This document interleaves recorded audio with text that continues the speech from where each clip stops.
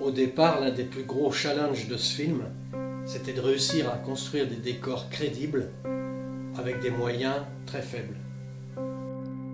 Dès 2021, alors que les acteurs principaux ne sont pas encore trouvés, je décide, pour gagner du temps, de tourner certains plans où je suis seul, et aussi la descente du cercueil de nuit dans la tombe.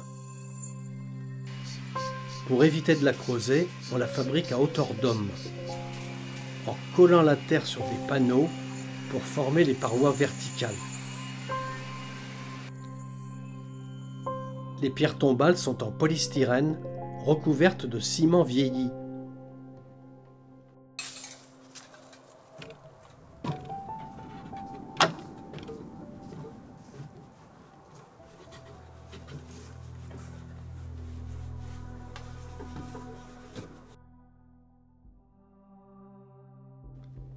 Les grilles des caches radiateurs sont recouvertes de panneaux peints avec des poignées pour simuler des placards.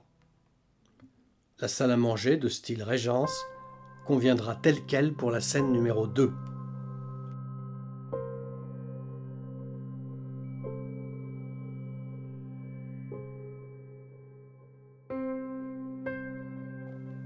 Pour la scène numéro 3, ne trouvons pas de pièces réelles qui ressemblent à celles du film d'origine, je décide de filmer une maquette au 1/6 et d'incruster les personnages sur écran vert. Une première pour moi, mais qui s'avérera concluant.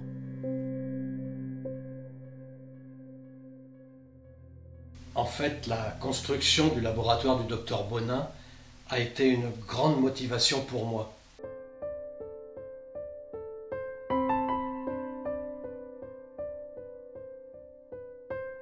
Il y a près d'une centaine d'ustensiles sur les étagères et la table, et je voulais que l'appareil de distillation de pétales de fleurs soit en état de marche pendant la séquence.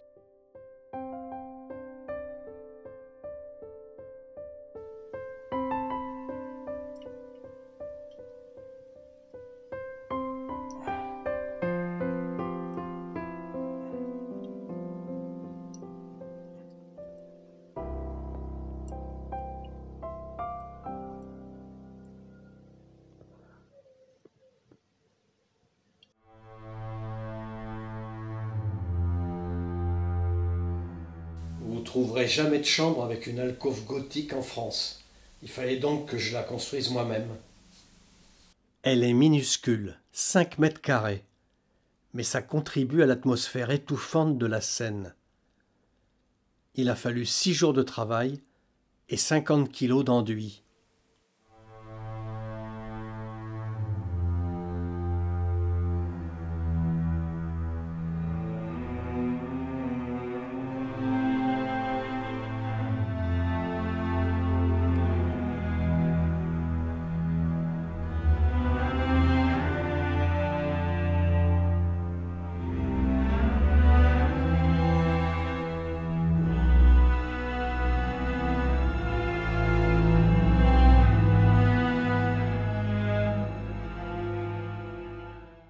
Un décor comme ça, vous avez mis beaucoup de temps, c'est très dur à détruire.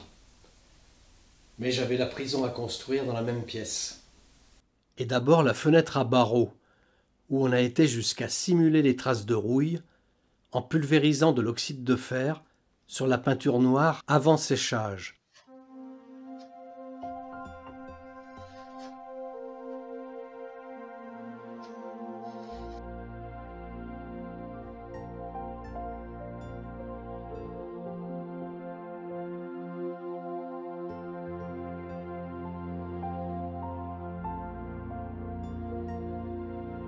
On a dû poser un miroir entre les deux cloisons pour renvoyer la lumière des éclairs à l'intérieur de la pièce.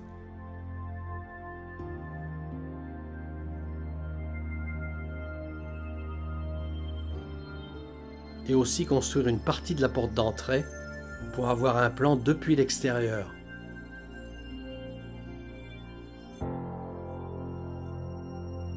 Et à 600 km de Tours, je prépare les éléments du lit à baldaquin pour la scène numéro 11.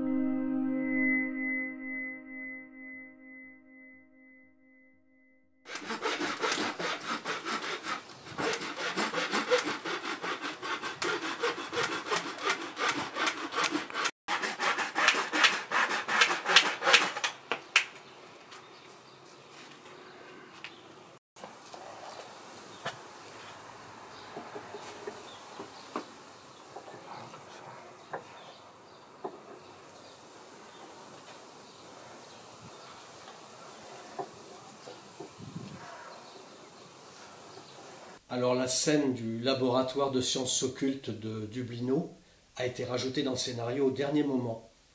Donc on a dû démonter très vite le lit à baldaquin pour le construire au même endroit, dans la même pièce.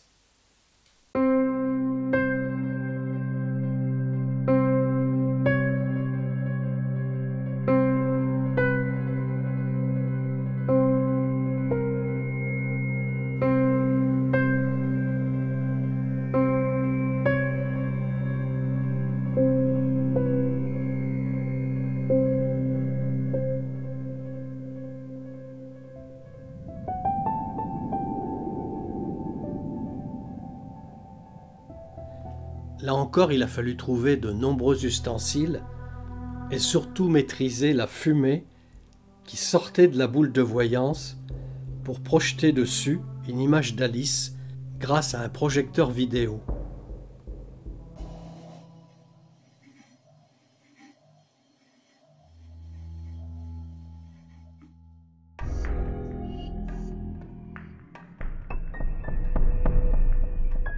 La trappe de la cale du bateau ne pouvait être que filmée en studio, car il n'y en a pas sur les gabarres de Loire. Mais moi je voulais absolument refaire ce plan mythique où Nosferatu apparaît de nuit.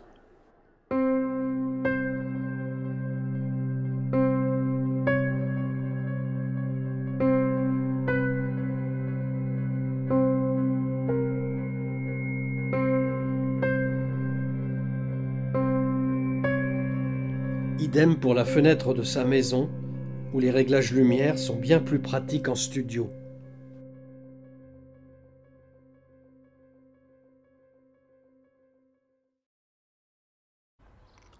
Alors pour vieillir les boiseries de la fenêtre, on a une méthode très efficace. Acide acétique, laine de fer et flacon en verre. Dans le flacon, on place une bonne quantité de laine de fer.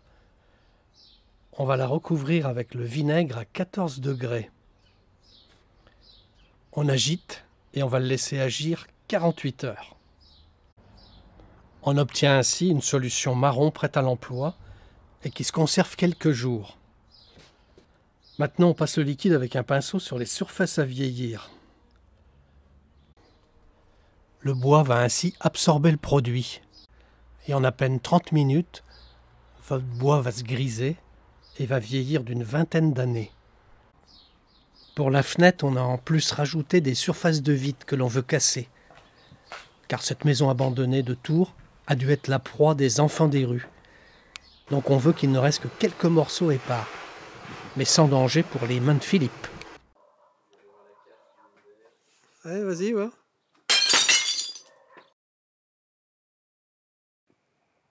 Allez, go. Ouais, pas mal. Géo, j'ai fait. Géo. Voilà.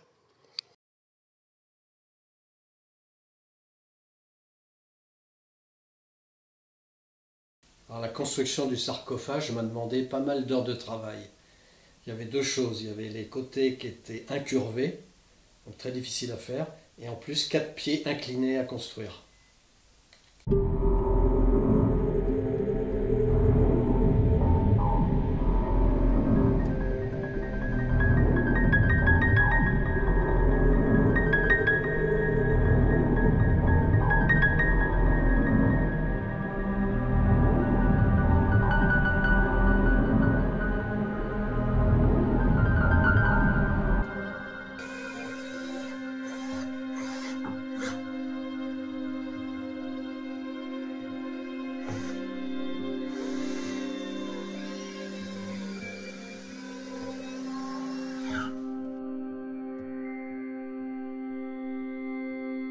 Un autre objet délicat à faire pour cette scène, c'était la poignée. On a opté pour la 3D. Le premier logiciel, c'est un logiciel pour créer des fichiers 3D.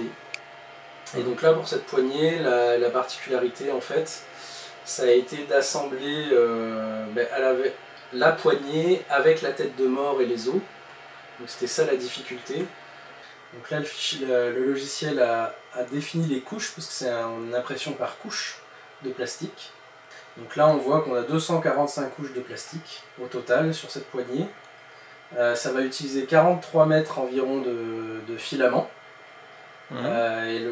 Pour imprimer tout ça, c'est quand même assez long l'impression 3D, hein. Donc là on est sur un peu plus de 19 heures pour imprimer une poignée qui va faire, on va dire 130 grammes. Donc c'est très léger. On voit d'ailleurs là dans les couches, on voit qu'en fait c'est rempli de vide pour économiser justement le plastique. Donc c'est pour ça que c'est très léger en fait. C'est à la fois résistant et très léger du fait de cette géométrie. Donc là il nous reste à envoyer le fichier à la machine. C'est parti. 19 heures pour faire la poignée. Oui. Tu vois, la première couche, c'est la couche pour nettoyer la buse d'impression. Et là, on voit, c'est la poignée. Ce contour-là, c'est la poignée. Et là, ici, les 3 petits points là, c'est pour le support que je t'ai parlé tout à l'heure. D'accord.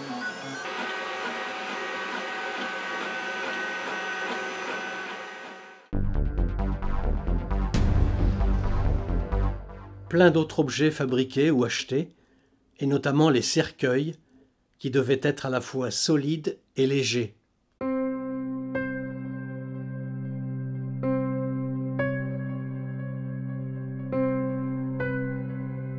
Celui du comte étant en plus capitonné avec des clous dorés.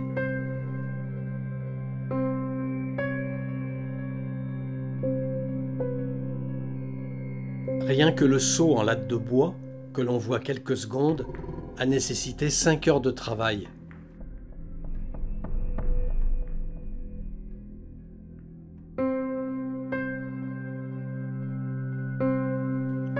Alors là, je termine les coutures de la civière en toile de jute, qui sera ensuite enfilée dans la structure en bois.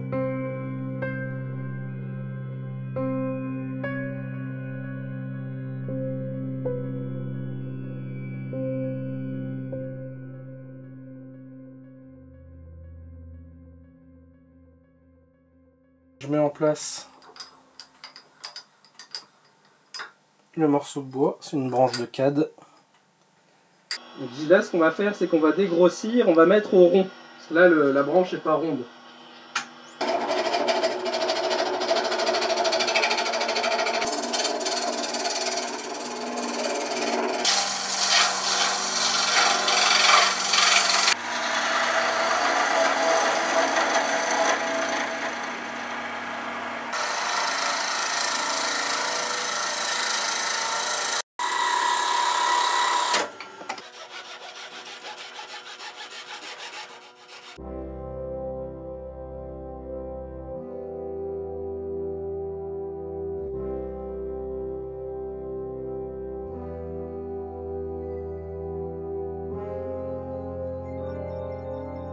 Là, on est sur une surface de 7 mètres de long sur 4 de large, avec 2 pièces distinctes. Pour ça, j'ai entièrement réutilisé un maximum de planches de bois des autres décors, notamment les lattes des cercueils qui tapissent toute la partie basse des murs, ainsi que la porte du fond. Le bar a été fait avec le placard du laboratoire du docteur. Je pense que cette scène aurait été moins bien filmée si on l'avait tournée à la crêperie des Celtes, comme prévu au départ. Avoir un décor à disposition, ça vous permet de régler tout avant, l'éclairage, la mise en scène, le cadrage. Vous filmez le temps que vous voulez, quand vous voulez, à la date où vous voulez. C'est génial.